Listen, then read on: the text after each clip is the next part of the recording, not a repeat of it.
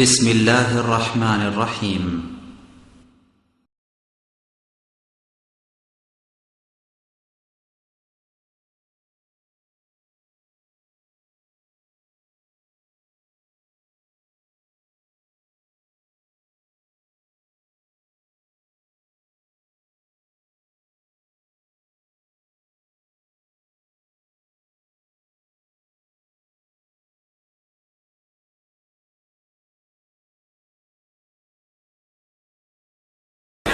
আসসালামু আলাইকুম ওয়া রাহমাতুল্লাহ। ইন্নাল হামদালিল্লাহ নাহমাদুহু ওয়া নাস্তাঈনুহু মান ইয়াহদিহিল্লাহু ফালা মুযিল্লা লাহু ওয়া মান ইউদ্লিল ফালা হাদিয়া লাহু ওয়া আশহাদু আন লা ইলাহা ইল্লাল্লাহু ওয়াহদাহু লা শারীকা লাহু وأشهد أن محمدًا عبده ورسوله أما بعد فأعوذ بالله من الشيطان الرجيم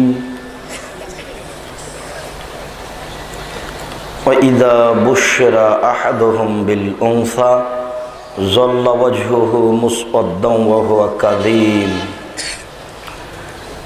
عن عبد الله بن مسعود رضي الله تعالى عنه قال قال رسول الله صلى الله عليه وسلم يا معشر الشباب من استطاع منكم الباءة فليتزوج فإنه أغض للبصر وأحسن للفرج فإن لم يستطع فعليه بالصوم فإن له وجاء رواه البخاري ومسلم। সম্মানিত উপস্থিতি, প্রশংসা আল্লাহর জন্য, শান্তি অবতীর্ণ হোক আল্লাহর রাসূলের উপর সাল্লাল্লাহু আলাইহি ওয়াসাল্লাম। আজকের দিনই বৈঠকে সংক্ষিপ্ত বক্তব্যের বিষয় নারীদের মর্যাদা ও অধিকার। নারীদের মর্যাদা ও অধিকার সম্পর্কে গুরুত্বপূর্ণ তথ্যবহুল বিবরণের চেষ্টা করব ইনশাআল্লাহুল আজিজ। উল্লিখিত বিষয়ের উপরে কথা বলার পূর্বে আপনাদের সাথে আজকের জন্য জরুরি কথা যে বিচারের মাঠে আল্লাহ তাআলা মানুষকে অনেক পদ্ধতিতে পরীক্ষা করবেন। তার 4টি পদ্ধতিতে জরুরিভাবে অপরাধী প্রমাণ করবেন। 4টি পদ্ধতিতে মানুষ যদি অপরাধী প্রমাণ হয়ে যায় তখন সে নিজেই বুঝবে যে আমি জাহান্নামের হকদার। তখন তার আর আপত্তি থাকবে না জাহান্নামে যেতে, এবং সে মনেও করবে না যে আমার প্রতি অন্যায় করা হলো। তার একটি হচ্ছে প্রত্যেক মানুষকে তার নেকি ও পাপ দেখানো হবে, সে দেখতে পাবে। আল্লাহ তাআলা বলেন মিসকালা যারাতিন খায়রান ইয়ারা মিসকালা যারাতিন শাররান ইয়ারা। কেউ যদি বিন্দুমাত্র নেকি করে থাকে সে দেখতে পাবে, কেউ যদি বিন্দুমাত্র পাপ করে থাকে তাহলে সে দেখতে পাবে। কখন সে অন্যায় করেছে ওই পুরো অন্যায়ের অবস্থাটা দেখতে পাবে।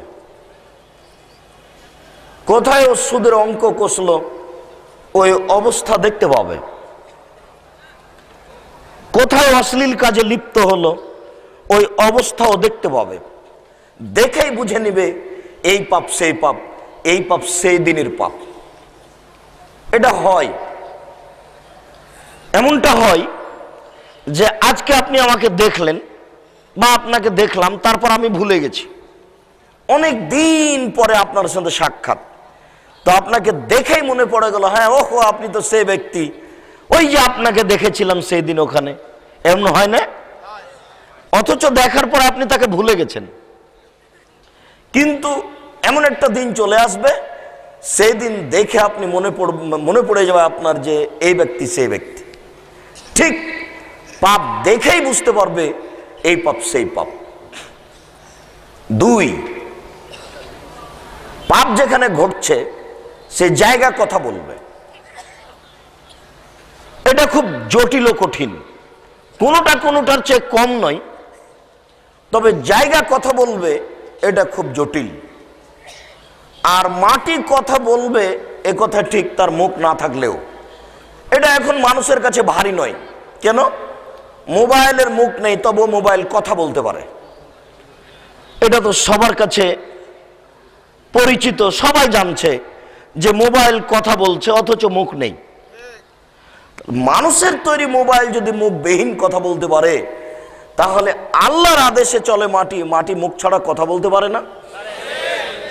আল্লাহ তাআলা বলছেন, ইয়াউমাইজিন তুহাদ্দিসু আখবারাহা, সেই দিন মাটির উপরে যা কিছু ঘটছে সব মাটি টপ টপ টপ টপ করে বলে দিবে।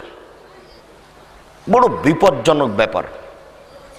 শুনুন, এই ছেলে, তোমরা যারা দায়িত্ব পালন করছো তারা দেখো, আমি অবশ্য অবগত নই যে যারা আমরা দাঁড়িয়ে আছি ডান দিকে, আসলে তাদের বসার জায়গা নেই নাকি। যদি না থাকে ভালো কথা, দাঁড়িয়ে থাকবেন, এরপরও চলাচল করতে পাবে না। এই কোণা থেকে ওই কোণা পর্যন্ত তোমরা পাহারা দাও। কোনো জায়গায় যদি দুইজন মানুষ দাঁড়িয়ে কথা বলে, তাহলে এটা হবে তোমাদের অযোগ্যতা। আমরা দীর্ঘ সময় কথা বলবো না, তবে আমরা চাচ্ছি যে একেবারে পাথরের মতো স্টিল বসে থেকে কয়েকটা কথা মূল্যায়ন করুন, করা একান্ত জরুরি। এ কথাই চূড়ান্ত যে শিরক করলে আমল বাতিল হবে, বিদআত করলে ইবাদত কবুল হবে না, এটা চূড়ান্ত। তাই আল্লাহ তাআলা বলেছেন, ইয়া আইয়ুহাল্লাযীনা আমানু, হে বিশ্বাসীগণ, আতিউল্লাহ, তোমরা আল্লাহকে মান্য করো, আতিউর রাসূল, রাসূলের আনুগত্য করো, ওয়ালা তুবতিলু আমালাকুম, তোমরা তোমাদের আমল বাতিল করো না। আগের দুইটা 19-20 হলে আমল বাতিল হবে, আমল বাতিল হবেই, এটা চূড়ান্ত। শিরক করলে অতীতের নেকি কাটা যাবে, বিদআত করলে ইবাদত কবুল হবে না। আর দুটাই হচ্ছে মানুষের ধারণায় নেকির কাজ। কেউ যদি চুরি করে, তাহলে সে বলবে ছি ছি নাউজুবিল্লাহ, একটা চুরি এটা পাপের কাজ, সে এক সময়ে ক্ষমা চাইবে। কিন্তু সে নিজেই যদি মনে করে যে আমি নেকি করলাম, তাহলে কি ক্ষমা চাইবে?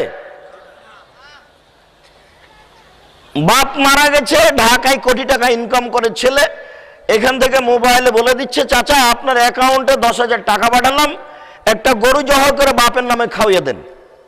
ছেলে ভালো মনে করি করলো। যেহেতু ছেলে জানে না, ছেলের অবস্থা আর বাপের অবস্থা হলো ওই মাঝি আর বাবুর মতো। ছেলের অবস্থা আর বাপের অবস্থা কার মতো? ওই যে মাঝি আর বাবু। ওই যে বাবু নৌকায় উঠেছে, তখন বাবু বলছে, ও মাঝি, চাঁদ কেন বাড়ে কমে রে, বলতে পারিস? না, আমি কি আর জানি বাবু। ও দেখি তোর জীবন চারায় নাই মিছে। মাঝি, এটা বলতে পারিস কেন হয়? আমি কি আর এটা জানি। ও দেখি তোর জীবন আটা নাই মিছে। মাঝি, এটা বলতে পারিস? আমি কি আর জানি বাবু এগুলো। দেখি তোর জীবন 12 আনাই মিছে। ইতিমধ্যে বাতাস উঠেছে, নৌকা হিলে উঠেছে। তখন মাঝি বলছে, বাবু সাঁতার জানো বাবু? তখন বাবু বলছে, না রে মাঝি, না, আমি তো সাঁতার জানি না। ও বাবু, এখন কেন কাবু? এখন দেখি তোমার জীবন 16 আনাই মিছে। বাপ বেটার জীবন 16 আনাই মিছে। মায়ের পেটে আছে বাচ্চা, তখন বাপ ভাবছে যে একে ইংলিশ মিডিয়ামে পড়াবে, এখনো হয়নি। তাহলে তো অবস্থা এই হবে, এই ছেলে বলবে, চাচা 20,000 টাকা পাঠালাম, একটা গরু জবাই করে আমার বাপের নামে খাওয়াইয়া দিন। এলাকাবাসী খাবে।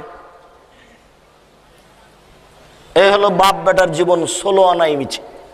টাকাটিও লস, ছেলেকে যে টাকা পয়সা খরচ করে পড়িয়েছে এটাও লস, জীবনটাই শেষ। জীবনটারই মূল্য দিতে পারে না কেউ, তার মানে কিছু জানে না। শুনুন, শিরক করলে আমল বাতিল হয়, এ কথাই ঠিক। বিদআত করলে কি ইবাদত কবুল হয় না, এটাই চূড়ান্ত। অথচ দুটি কাজ মানুষের ধারণায় নেকির কাজ।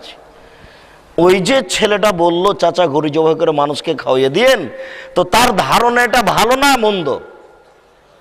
ভালো। ভালো নিলে করতে বলছে কেন? অথচ পাপের কাজ। যেখানে যা করছেন মাটি বিচারের মাঠে বলে দিবে, এটা বড় বিপজ্জনক ব্যাপার। 3, আপনার কর্ম লিখা হচ্ছে সব। মনে করছেন যে কি যে লিখছে আমি তো জানি না কি যে লিখছে। কেরামান কাতেবিন, সম্মানিত লেখকগণ। আমরা মনে করতাম আগে যে কেরামান একজন আর কাতেবিন একজন, আর ভিতর বুঝি না মানে কেরামান একজন আর কাতেবিন একজন। এটা তো আর আমাদের জানা নাই যে এই দুইটা মিলে একটা, অর্থাৎ সম্মানিত লেখকগণ। সম্মানিত লেখকগণ কি যে লিখছেন আমরা তো জানি না, এটা আমার আপনার আপত্তি থাকবে। তো কালকে আল্লাহ বিচারের মাঠে বলবে, এ নাও ইকরা, নেও তোমার খাতা নেও, ইকরা কেতাবাক, তুমি তোমার খাতা নিজে পড়ো। তখন আপনি পড়বেন আর বলবেন, মালে হাদাল কিতাব লা ইউগাদিরু সাগীরাতান ওয়ালা কাবীরা, কি আশ্চর্য ধরনের খাতা, জীবনের ছোটটাও লেখা আছে বড়টাও লেখা আছে। তখন কি আর আপনি বলতে পারবেন যে কেরামান কাতিবিন কি যে লিখেছেন? নিজে পড়তে পারবেন, আরবি জানলেও পড়তে পারবেন, আরবি না জানলেও পড়তে পারবেন, মাস্টার ডিগ্রি পাস হলেও পড়তে পারবেন, না হলেও পড়তে পারবেন। পৃথিবীর সবাই পড়তে পারবে, কেউ বিচারের মাঠে মূর্খ থাকবে না, সবাই পড়তে পারবে। পড়বে আর বলবে, আশ্চর্য ধরনের খাতা, জীবনের ছোটও লেখা আছে বড়ও লেখা আছে। 4, মুখ সিলাই থাকবে, হাত পা কথা বলবে, অবিচ্ছেদ্য সাক্ষী হতে সাবধান। অবশ্যই এটা আমাকে কে যেন বলতে বলছিলেন। একবার আমরা আলোচনা করছিলাম, যেই সাক্ষীগুলি আপনার থেকে বিচ্ছিন্ন হয় না সে ব্যাপারে আপনি সাবধান থাকুন। তার মধ্যে হচ্ছে শরীরের চামড়া, তার মধ্যে হচ্ছে হাত, তার মধ্যে হচ্ছে পা, তার মধ্যে হচ্ছে জিহ্বা। আপনি আবার বলবেন বিচারের মাঠে, এই জিহ্বা চামড়া, কেন তুমি আমার বিরুদ্ধে কথা বলছো? তখন জিহ্বা চামড়া বলবে, আমি কি করব? আল্লাহ তাআলা আমাকে বলাচ্ছেন, আনতাকানিল্লাহ তাআলা, আল্লাহ আমাকে বলাচ্ছেন। আল্লাহ আমাকে বললেন যে চামড়া তুমি কথা বলো, হাত তুমি কথা বলো, জিহ্বা তুমি কথা বলো। তখন সব বলবে। আলিয়ামা নাখতেমু আলা আফওয়াহিহিম, আমি বিচারের মাঠে তাদের মুখ সিলাই করে দেব। অতুকাল্লিমুনা আইদিহিম, তাদের হাত কথা বলবে। ওয়াতাশহাদু আরজুলুহুম বিমা কানু ইয়াকসিবুন, তারা যা করেছে এই বিষয়ে হাতের বলা শেষ হলে পায়ে সাক্ষী দিয়ে বলবে ঠিক বলেছে। এই 4টে ব্যাপারে আপনারা খুব সোচ্চার সাবধান থাকুন। এইভাবে অপরাধী প্রমাণ করার পরে আল্লাহ বলবেন, এখন জাহান্নামে যাও। তবে কতগুলি ব্যাপার আছে, আল্লাহ যদি কাউকে ক্ষমা করতে চান, ফায়াস্তরহু ইয়াযাউ আলাইহি কানাফাহু, আল্লাহ তার বাহুটা হাতটা তার উপরে চাপিয়ে দিবেন, তারপরে তাকে ঢেকে নিয়ে বলবেন, আ তারিফু হাজা, আ তারিফু হাজা, তুমি কি এই পাপ চিনতে পারছো? তুমি কি এই পাপ চিনতে পারছো? তুমি কি এই পাপ চিনতে পারছো? তখনও বলবে, কুলনা নাম না রেফা হাজা আরেফা, জি আমি এই পাপ চিনতে পারছি। তখন আল্লাহ বলবেন, আচ্ছা ঠিক আছে, যেহেতু তুমি চিনতে পারছো, তা আমি এগুলো দুনিয়াতে লুকিয়ে রেখেছিলাম, এই পাপগুলো আমি কাউকে জানতে দিইনি, এগুলো দুনিয়াতে লুকিয়ে রেখেছিলাম, আর আজকে ক্ষমা করে দিলাম, যাও জান্নাতে চলে যাও। এরকম একটা পরিস্থিতি আসতে পারে আপনার, আপনি আজ থেকে সে তার জন্য প্রস্তুতি নেন। রাতে উঠে 2 রাকাত সালাত আদায় করে কান্নাকাটি করবেন, ভুল হয়েছে তুমি আমাকে মাফ করো। তাহলে যেগুলো আপনি করেছেন এগুলো ঢেকে দিবেন। বিচারের মাঠে আবার দেখাবেন, এটা কি মনে পড়ে, এটা কি মনে পড়ে, তখন আপনি ভাববেন যে আমার হয়ে গেছে জাহান্নাম, বুঝতে পারছি। কিন্তু যেহেতু আপনি কান্নাকাটি করেছেন, তখন এগুলোর কাউকে দেখতে দিবেন না। এগুলো তিনি হাত দিয়ে বাহু দিয়ে আপনাকে ঘেরে নেবেন, আপনাকে ঘেরে নিয়ে বলবেন এটা কি চিনতে পারো, এটা কি চিনতে পারো, এটা কি চিনতে পারো। তখন আপনি বলবেন জি আমি এগুলো চিনতে পারি। তখন সে বলবে যে জীবন গেছে, ধ্বংস হয়েছে। তখন আল্লাহ বলবেন যে না, যেহেতু আমি দুনিয়াতে কাউকে জানতে দিনি, ইচ্ছা করলে আমি জানতে দিতাম, যখন আমি দুনিয়াতে জানতে দিনি তখন আজকে তোমাকে মাফ করে দিলাম, জান্নাতে যাও। এরকম একটা পরিবেশ আপনার জন্য আসতে পারে। নিরাশার কিছু নেই, কেউ নিরাশা হবেন না। এই ছেলেরা, ওই লোকগুলি এখনো হাঁটাহাঁটি করে কেন? তো তোমরা কি করছো? তোমরা তাদেরকে এই এলাকা ত্যাগ করার জন্য অনুরোধ করো। তার মানে রাতও গভীর হয়েছে, সবাই এত দীর্ঘ সময় থাকতে পারবে এটা আমরা চাই না, কামনা করি না, মানুষের সমস্যা আছে। তা আমরা বলছি যে দ্রুত স্থান ত্যাগ করতে হবে, আর নইলে তোমরা বসার জন্য অনুরোধ করো। যেহেতু চলাচল আমি পছন্দ করি না, কাজে এটা আমি চাই না যে আপনি কষ্ট পান। বাস চুপচাপ পাথরের মতো কিছুক্ষণ কথা, আর না হলে স্থান ত্যাগ। এক একটা কথার 1 কোটি টাকা মূল্য, এটা ভাবতে হবে। আর আমি আপনাকে কোনো ইউসুফ জুলাইখার কাহিনী শোনাতে আসিনি, এটা আপনি মনে করিয়েন না। আর আমার জীবনে আমি কোরআন হাদিস ছাড়া কিছু বুঝিও না। আমি এটাই ভালোবাসি, অন্য কিছু আমি চাই না। আর এর ফলাফল আমি খুব ভালো দেখতে পাই। আল্লাহ বললেন ইয়া রাসূল, হে রাসূল, বাল্লিগ মা উনজিলা ইলাইক, আপনার কাছে যা দেওয়া হয়েছে এটা পৌঁছে দেন। আল্লাহ রাসূল বলছেন যে বাল্লিগু আন্নী ওয়ালা আয়া, আমার যদি একটা কথা জানা থাকে তাহলে আরেকজনকে জানিয়ে দাও। বাস এই দুটা কাজ জানিয়ে দিতে হবে। কোরআন আর হাদিস, কোনো কথা নেই, কেসা নাই, কাহিনী নেই, ভোট নেই, নেতৃত্ব নেই, কিছু নেই। বাস পৌঁছে দেওয়ার আপনার দায়িত্ব। আপনি পৌঁছে দেন নারী নেতৃত্ব হারাম, আপনি পৌঁছে দেন যে পুতুল কিনা বেচা হারাম। বাস আল্লাহ রাসূল বললেন আল্লাহ তাআলা হারাম করেছেন বায়াল খামরে, মদ কিনা বেচা, অল মাইতাতে মরা প্রাণী কিনা বেচা, অল খিনজিরে শুকুর শোর কিনা বেচা, অল আসনামে পুতুল কিনা বেচা। আপনি কি শোরের ব্যবসা করতে রাজি? শোর, শুকুর বুঝেন? শুকুর, শুকুর কি কিনা বেচা করতে রাজি? তাহলে রাসূলের শুকুরের পরে পুতুল রেখেছেন। শুকুর কিনা বেচা যেমন হারাম, পুতুল কিনা বেচা তেমন হারাম।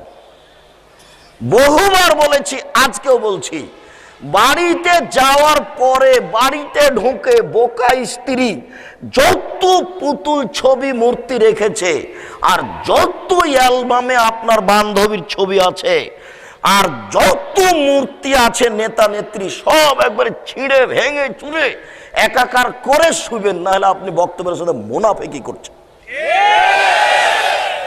আপনি নিজেকে বলেন আমি মুনাফেক, আমি কথা শুনে মানি না, আমি কথা শুনে মানি না, এমনি দেখতে এসেছি, এবং এটাই ঠিক, আপনি দেখতে এসেছেন। না মানার কি আছে আপনার? আপনি মুসলিম নন? না মানার কি আছে আপনার? আপনি মুসলিম তো, অথবা আপনার না মানার কি আছে? মানতেই হবে, এটাই ঠিক, আপনি মানতে বাধ্য। সম্মানিত উপস্থিতি, বলছিলাম নিরাশা হবেন না, নিরাশার কিছু নেই, জান্নাত পাওয়া যাবে ইনশাআল্লাহ। আবু হুরায়রা রাদিয়াল্লাহু তাআলা আনহু বলেন রাসূল সাল্লাল্লাহু আলাইহি সাল্লাম বলেছেন ওয়াদানি রব্বি, আমার প্রতিপালক আমার সাথে ওয়াদা করেছেন আই ইউদখিলা মিন উম্মতি ৭০,০০০ বেগারে হিসাব ওয়ালা আযাব, আমার উম্মতের ৭০,০০০ মানুষকে আল্লাহ বিনা হিসাবে জান্নাত দিয়ে দিবেন। মা কুল্লা আলফিন ৭০,০০০, আরো প্রত্যেক হাজারের সাথে আরো 70, আরো প্রত্যেক হাজারের সাথে আরো 70,000 বিনা হিসাবে জান্নাতে দিবেন। এরপরে আমার প্রতিপালক আমাকে বলেছেন যে বিচারের মাঠে আল্লাহ ওই জাহান্নামের ভিতরে অঞ্জলি ঢুকিয়ে, অঞ্জলি রাজশাহী চাঁপাইনবাবগঞ্জের ভাষাতে খাবল, খাবলে করে, খাবলা করে, খাবল চাঁপাইনবাবগঞ্জের ভাষা, যে অঞ্জলিতে করে 3 অঞ্জলি মানুষ জাহান্নাম থেকে বের করে আল্লাহ জান্নাতে দিয়ে দিবেন। তাই তো জনাব ডক্টর শহীদুল্লাহ রাহিমাহুল্লাহ বলেছিলেন মাওলানা আব্দুল্লাহ আল কাফি আল কুরাইশিকে, জনাব আল্লাহর হাত কি ছোট? আল্লাহর হাত তো জাহান্নামের চেয়েও বড়। 3 বার কেন, একবারই তো সব মানুষ চলে আসবে, ফেরাউনও তো আসতে পারে। তখন মাওলানা আব্দুল্লাহ আল কাফি আল কুরাইশি রাহিমাহুল্লাহ বলেছিলেন, জনাব মনে রাখবেন, অন্তরে ঈমান থাকবে না যার, অঞ্জলিতে আসার সুযোগ হবে না তার। মনে রাখবেন, অন্তরে ঈমান থাকবে না যার, অঞ্জলিতে আসার সুযোগ হবে না তার। শিরক করলে ঈমান কেটে যায়, খুব সাবধান। 4 বছরের ছেলে স্কুলে গিয়ে বলছে, ওমা তোমার আকাশ তোমার বাতাস। কাপুরুষ সন্তান, তুমি একটা বানাও, ঠাকুরের নিয়েছো কেন? যদি না বানাতে পারো তো নজরুলের কাছে ধার নেও। নজরুল বলছেন, চল চল চল ঊর্ধ্ব গগনে বাজে মাদল, থাকবো না আর বদ্ধ ঘরে, দেখো এবার জগৎটারে। তুমি বানাতে না পারলেও নজরুলের কাছে কর্জ নাও, তুমি ঠাকুরের কাছে গেলে কি করে? তোমার মতো ছেলের বিদ্যাকে কবর দিতে এসেছি মাঠে, মনে রেখেও। আর তোমার পিতা মাস্টার ডিগ্রি পাস মানুষ ডান দিকে বসে থাকে, আর তোমার মা মাস্টার ডিগ্রি পাস মানুষ হাই স্কুলের শিক্ষিকা বাম দিকে থাকে, আর তুমি কানে ইয়ারফোন লাগিয়ে ইন্ডিয়ার গান শোনো। তোমার মাকে আর তোমার বাপকে যদি আমরা অশিক্ষিত প্রমাণ করতে না পারি, জাতির সামনে আর আসবো না। মনে রেখো, তুমি খুব ভালো করে মনে রেখো। আজকে তো এখনই চলে যাব না, সকালে যাব। তোমার আব্বাকে নিয়ে আমার সাথে কথা বলো, যদি অশিক্ষিত প্রমাণ করতে না পারি, অন্তত আমি আব্দুর রাজ্জাক আর কোনোদিন জাতির কাছে আসবো না।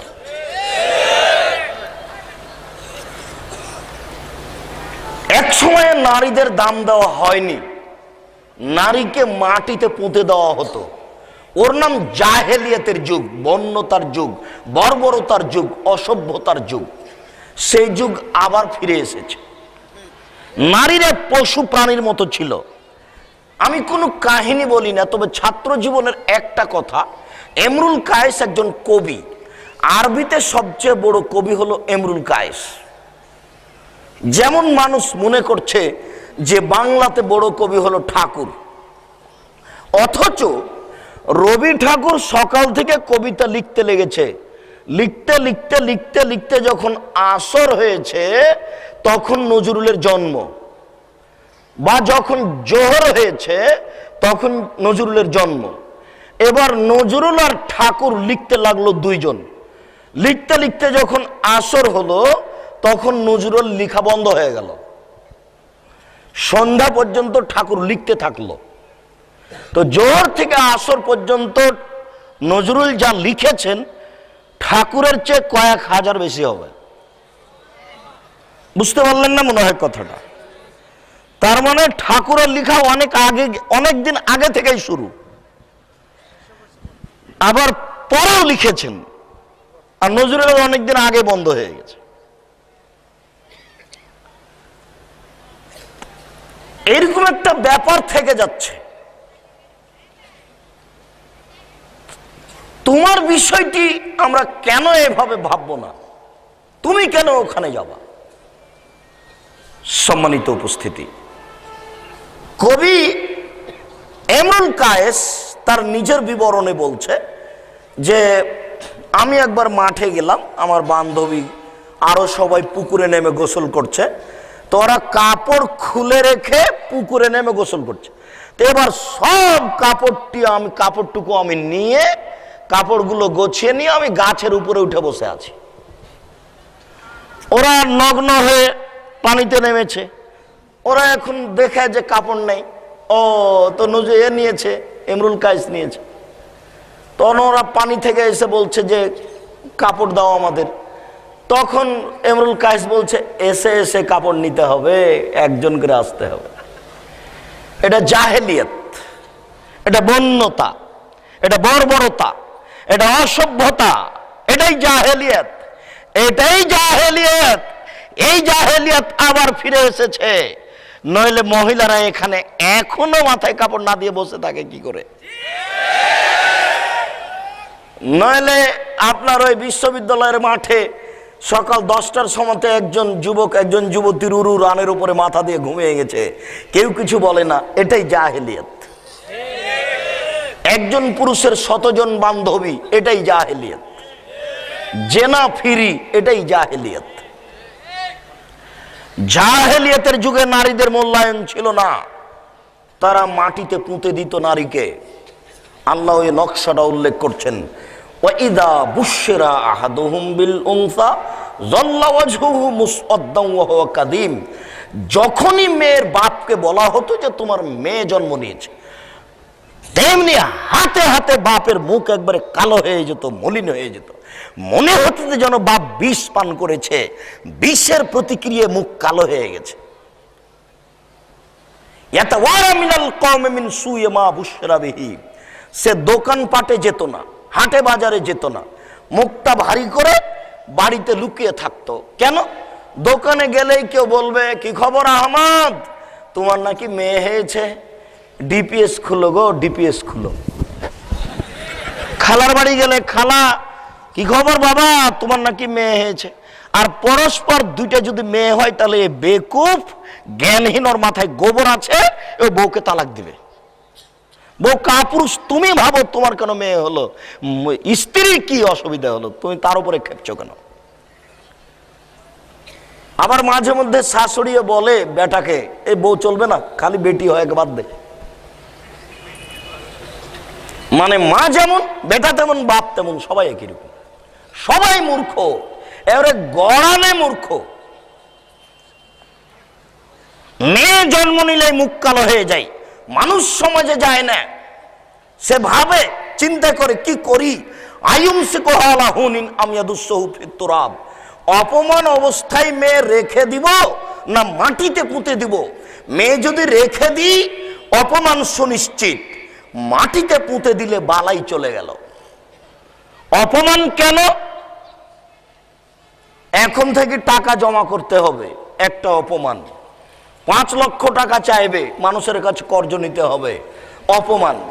কয়দিন পরে মানুষে বলবে কি খবর, তোমার মেয়ে অমুকের সাথে রিক্সায় ঘুরতে দেখলাম, অপমান। কয়দিন পরে বলবে তোমার মেয়ে নাকি বের হয়ে গেছে, অপমান। মেয়ে থাকলে অপমান আর অপমান, অপমান আর অপমান। কেন? পিতা তো আর বুঝে না কিভাবে মেয়েকে লালন পালন করতে হবে। অথচ আমরা বলেছি যে মেয়ে যখন জন্ম নিয়েছে পাশে আজান দেন, বিসমিল্লাহ বলে মায়ে দুধ পান করাবে। বড় মানুষের কাছে গিয়ে তাহানিক করে নিবে, খেজুর চাপে ভিতরে নিয়ে নিবে। 7 দিন পরে আকিকা হবে, 1 বছর পরে পায়জামা পরাতে হবে, জাঙ্ঘিয়ে নয়। 5 বছর পরে মাথায় স্কার্ফ দিয়ে স্কুলে পাঠাতে হবে। 12 বছর পরে সম্ভ্রান্ত পরিবারের মেয়ে, দামি হাত মোজা থাকবে, দামি পা মোজা থাকবে, উন্নত মানের কাপড় থাকবে, চোখ ঘেরা থাকবে, চশমা থাকবে চোখে, কলেজে যাবে। এলাকার লোক দেখে বলবে সম্ভ্রান্ত পরিবারের মেয়ে যাচ্ছে। কালকে এসেছিল তার বন্ধু একটা বই নিতে, তখন তার আব্বাকে বলছে, আব্বা আহমদ আমার বন্ধু একটা বই নিতে এসেছে, আব্বা এই বইটা দিয়ে আসেন, আর একটু চা দিয়ে আসেন আব্বা, বাইরে তাকে বসতে দেন। এবার তার পিতে গাইড বইটা দিয়ে আসলো, চা দিয়ে আসলো, এবার ও চলে যাচ্ছে আর বলছে মনে মনে, বাপরে পর্দা করে, পর্দা করে গো, কঠিন পর্দা। যাকে দেখতে পাবে তাকেই বলবে মেয়ে একটা। বাড়িতেও দেখতে পাইনি, স্কুলও দেখতে পেলাম না, কলেজও কোনোদিন দেখতে পেলাম না, কারোর সাথে গল্প করে না, রাস্তার এক পাশ দিয়ে হাঁটে। বিবাহের লাইন লেগে যাবে কয়দিন পরে, লাইন তো লাগবে লাগবে, কেউ কেউ বলবে কত টাকা লাগে দিব, তবে তাকে মেয়ে দিতেই হবে। আর যদি মেয়ে এরকম হয়, বোরখা পরে কলেজে গেছিল, বন্ধু এসেছে, ভিতর থেকে বলছে ভাইয়া আসো, ভাইয়া আসো ভিতরে। এবার ভাইয়া ভিতরে আসলো, চা পান করেন, এসে ভাইয়া একটু দেরি করেন, আম্মা খানা পানি রেডি করছে, আপনাকে খাওয়ানোর পরে যাবেন। তারপরে যা হোক চাটা কিছু হলো, খাওয়া দাওয়া হলো, গার্ড নিল, এবার বের হয়ে যাচ্ছে, তখনও বলছে তুই মুনাফেক রে, তুই মুনাফেক, তোকে চিনেছি, তুই কলেজে ছিলি একরকম আর বাড়িতে দেখি আর একরকম, তুই মুনাফেক। ওই একাই ঢোল সবাকে বলবে। ওই মেয়ের বিবাহের কথা ছাড়ো, ওকে আমি চিনি, ওদের বাসা আমি গেছিলাম, কথা বুঝা গেল না? ভুল পদ্ধতিতে বাপ চলে আজকে বলছে তোকে ত্যায্য পুত্র করলাম, মানে মেয়ে বের হয়ে গেছে তখন বলছে ত্যায্য পুত্র করলাম। কোটিবার যদি বাপ বলে ত্যায্য পুত্র করলাম, তবু 5 পয়সা দাম নেই। যতদিন পর্যন্ত বাপ না বলেছে জামাই শোনো, 2 জন সাক্ষী থাকো, আমি তোমাদের বিবাহতে সম্মতি জানালাম, ততদিন পর্যন্ত জেনা হতে থাকবে। 7 ছেলের মা হলেও জেনা। যে মেয়ে বের হয়ে বিবাহ বসেছে কোর্টে, ওই বিবাহ বাতিল, ওই বিবাহ বাতিল, ওই বিবাহ বাতিল, কিয়ামত পর্যন্ত বাতিল থাকবে। যতদিন পর্যন্ত মেয়ের বাপ রাজি না হয়েছে, ততদিন পর্যন্ত এটা জেনা হতে থাকবে। আজকে না আপনি রাগ করছেন, সেদিন কোথায় গেছিলেন? জাহেলিয়াতের যুগে মেয়েদের দাম দেওয়া হয়নি, তারা মেয়েদেরকে পুঁতে দিত। তাই একজন সাহাবী বলছেন, আল্লাহ রাসূল ওয়াদ আসারা বানাতেন লিবেয়াদি, আমার নিজ হাতে আমার 10 জন মেয়েকে আমি মাটিতে পুঁতে দিয়েছি, আমার কি হবে? নিজ হাতে 10 জন মেয়েকে মাটিতে পুঁতেছি। মাটিতে পুঁতার বাস্তবতা ছিল, আগে একটা গর্ত তৈরি করে আসতো, এরপরে মেয়ের মাকে বলতো মেয়েকে সাজিয়ে দাও, মেয়েকে সাজিয়ে দিত, আম্মু চলো, আম্মুকে নিয়ে যেত, দিয়ে গর্তের পাশে বলতো আম্মু একটু দেখো তো গর্তের দিকে কি, তো মেয়েটা একটু তাকিয়ে দেখতো, তখন তার পিঠে পাটা ধরে গর্তে উল্টে ফেলে দিত। মেয়ে তখন গর্তে পড়ে চিৎকার করতো, আব্বু আব্বু আমাকে বাঁচান, আব্বু আমাকে বাঁচান। তখন এই চিৎকারের উপরে মাটি চাপিয়ে দিত। আচ্ছা, আপনি কি মনে করছেন মেয়েটার তার উপরে মহব্বত নেই? ঘটনা কি? বাপ কি জন্ম দেওয়ার পরে এইভাবে মেয়েকে মাটিতে গর্তে পুঁতে দিতে পারে? কোরআন তো তাই বলছে, হাদিসও তাই বলছে, এইভাবে পুঁতে দিত। আমি আপনাকে বলছি যে কেন, আসলে কি মহব্বত ছিল না? জি না, মহব্বত ছিল। পরিস্থিতি এত কঠিন, পরিস্থিতি এত কঠিন, পরিস্থিতি এত কঠিন যে একটা কেন 100 মেয়েকে বাপ মাটিতে পুঁতে দিতে প্রস্তুত। কিভাবে পরিস্থিতি হলো, কিভাবে? ওই যে মেয়ে কত আদর করে বলছেন, আম্মু কি লাগবে আম্মু, আম্মু এই যে কাপড় চোপড় নেও, আম্মু বই পুস্তক নেও, আম্মু 3টা মাস্টার লাগবে, 3 9,000 টাকা দিব, ভালো করে পড়ো। আরে মাসে 9,000, কাপড় চোপড় সবকিছু, বিউটি পার্লারে সবকিছু প্রস্তুত। বাপে বলছে তোমার জন্য জীবন দিতে রাজি আছি, তুমি ভালো করে পড়ো। এই কথা বলার পরের দিন দেখছে মেয়ে নাই, বের হয়ে গেছে। তখন বাপে বলছে তোকে জবাই করব, তোকে জবাই করব, তোকে ত্যায্য পুত্র করলাম। কি কথা বুঝতে পারলেন না মনে হয়? তো এরকম হলো কেন, ঘটনা কি? কাল যে বলছে যে তোমার জন্য 3টা সাবজেক্ট প্রাইভেট দিলাম, 9,000 টাকা মাসে, তার মানে এখন মেয়েকে জবে করবে, করবেও ঠিক, পেলেই করবে। আপনি কি মনে করছেন? এমনও মেয়ে বের হয়ে চলে গেছে, 7 ছেলের মা হয়ে গেছে, এখনো বাপ তার মুখ দেখে না। কি বলছেন আপনারা? এরকম নেই? দেখে না, বলছে যে ওকে আমি তো দেখবো না জিন্দেগিতে, আমার বাড়িতে তাকে পা দিতে দিব না। এটা হলো কেন? কালকে যে বলছিল যে 3 জন শিক্ষক থাকলো 9,000, কি লাগবে সবই দিব। তার মানে পরিস্থিতি এখন বলছে যে বাপ তাকে জবে করবে। এর নাম পরিস্থিতি, এর নাম জাহেলিয়াত। এই কারণে মেয়েকে মাটিতে পুঁতে দেওয়া হতো। জাহেলিয়াতের যুগে নারীদের দাম দেওয়া হয়নি, ইহুদি খ্রিস্টান নারীদের দাম দেয়নি, হিন্দুরা নারীদের দাম দেয়নি। আজও হিন্দুরা মেয়েদের জমি দেয় না, জমি জায়গায় অর্থ সম্পদ দেয় না। আজও হিন্দুরা মেয়েদের 5 পয়সা দাম দেয় না। কয়দিন আগে তো সতীদাহ প্রথা ছিলই, স্বামীর সাথে পানি আগুনে জ্বলে যেতে হবে, নোংরামি ছিল তাদের মাঝে। ইহুদি খ্রিস্টান কোনোদিনই দাম দেয়নি, আজও দেয়নি। ইহুদি খ্রিস্টান বলছে যে ওদের বিবাহ লাগবে না, শুধু জেনা হবে। জেনা হতে হতে যত ছেলে জেনার মাধ্যমে হবে এরা বড় হয়ে যোদ্ধা হবে, এরা ইরাকে আফগানিস্তানে এরকম মুসলিম দেশে মারা যাবে, এদের ডাকার জন্য কেউ থাকবে না। তারপরে ওই মেয়েটার বয়স যখন 50 বছর হয়ে যাবে তখন তার সাথে আর কেউ জেনা করবে না, তখন তাকে বৃদ্ধা আশ্রমাগারে ফেলে দেওয়া হবে। এবার যখন আয়া তাকে বলবে যে এটা খান এটা খান, তখন ও অসুস্থ হয়ে চিৎকার করে বলবে, আয়া শোনো একটু, আয়া শোনো আমার শরীরটা খুব ব্যথা, এটা দাও একটু, এটা দাও। বেশি যখন বারবার বলবে তখন মুখের উপরে লাথি দিয়ে চলে যাবে। কথা বুঝতে পারলেন না মনে হয়? যদি 5টা ছেলে থাকতো তাহলে বৃদ্ধা অবস্থায় মাকে বলতো, আম্মু আপনি ঢাকায় চলে আসছেন আমার কাছে। চিটাগাঙ্গালা বলছে, আম্মু আপনি আমার কাছে চিটাগাঙ্গে চলে আসেন। কেন? এগুলো হচ্ছে ছেলে মেয়ের ফলাফল। ওখানে ছেলে মেয়ে নাই যে। ইহুদি খ্রিস্টান যে নারীদের দাম দেয়নি, আবার ঋতুবতী হলে ছি ছি ছি ছি ঋতু পচে গেছে, ওকে বিছানা আসতে দিও না, ছি ছি ছি ছি ছি পচে গেছে, ওকে ভাতের পাতিল স্পর্শ করতে দিও না। অথচ প্রিয় নারী, প্রিয় স্ত্রী, তাকে ভাতের পাতিল স্পর্শ করতে দিও না, আজও দেয় না। পক্ষান্তরে আয়েশা রাদিয়াল্লাহু তাআলা আনহা বলেন যে 1 গিলাস পানির কিছু অংশ পান করার পরে গিলাসটা আল্লাহ রাসূলের হাতে দিলাম, আল্লাহ রাসূল ওখানে মুখ লাগিয়ে পানি পান করলেন যেখানে আমি মুখ লাগিয়েছিলাম। তখন আমি ঋতুবতী, একটা গোস্তের টুকরা আমি দাঁত দিয়ে ছিঁড়ে খেলাম, কিছু অংশ খাওয়ার পরে রাসূলের হাতে দিলাম, আল্লাহ রাসূল ওখানে দাঁত লাগালেন যেখানে আমি দাঁত লাগিয়েছি, তখন আমি ঋতুবতী। আল্লাহ রাসূল আমার উরু রানের উপরে মাথা রেখে কোরআন তেলাওয়াত করলেন, তখন আমি ঋতুবতী। উম্মু সালামা রাদিয়াল্লাহু তাআলা আনহা বলেন, একটা চাদরের অর্ধেক আমার গায়ে অর্ধেক রাসূলের গায়ে, তখন তিনি সালাত আদায় করলেন, এ সময় আমি ঋতুবতী। দেখেন আল্লাহ রাসূল কিভাবে নারীদের দাম দিলেন।